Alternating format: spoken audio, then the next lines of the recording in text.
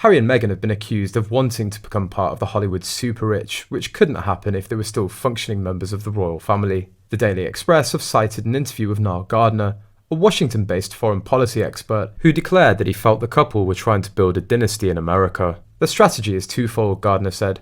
For as long as possible, they want to maximise their royal titles and generate as much wealth as they possibly can, whilst enjoying those titles. They don't just want to be wealthy, they want to be super wealthy and part of the Hollywood super rich elite. The second part of their strategy is they want to build some type of dynasty in America, and Meghan sees herself as some kind of future political leader. Harry and Meghan believe that they're pioneers in Hollywood engineering change when all they're doing is running their mouths. Now Tinseltown isn't as big as we think it is, but word gets around relatively quickly. Private conversations cannot be had with the Sussexes without a leak from their Montecito residence. True pioneers in Hollywood are James Cameron, Andy Serkis and Peter Jackson, who've contributed to change. For example, Serkis is one of the most renowned motion capture actors ever. When he was cast as Gollum in The Lord of the Rings, he thought it was just a voice role, only to be told he'd physically be playing the character via motion capture. But of course, this was in the early days of the technology, as it was primarily used in sports video games. Thanks to Andy's experiences, he's helped the technology evolve into what we see today. It's also allowed him to start his own production company, Imaginarium Productions, which specialises in motion capture projects for film, television and video games. Without Serkis's involvement, films like Avatar and its recently released sequel The Way of Water wouldn't have been possible. Going over to James Cameron, he's well known for being deeply involved in sea exploration with National Geographic.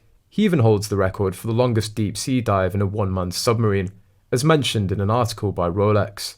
His experiences have also shaped which themes he uses in his films. For example, Avatar was about deforestation, mining, and the treatment of the indigenous people by the outsiders, humanity. The Way of Water expands on the first film and delves into whaling. Terminator was about preventing the downfall of society. James Cameron is also known to push the boundaries of filmmaking.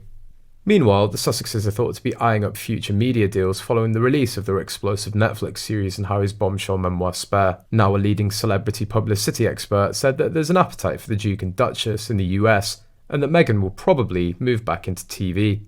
It comes following news that the couple have reportedly hired best friend Ellen DeGeneres' broker Adam Lilling, and he's even worked with Nicole Kidman.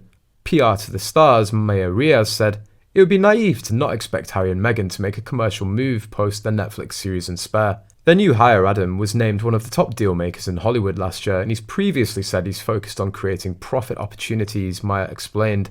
Meghan had a career before moving into the royal family. Now that they're not working royals, should this mean that she shouldn't make a move back into TV?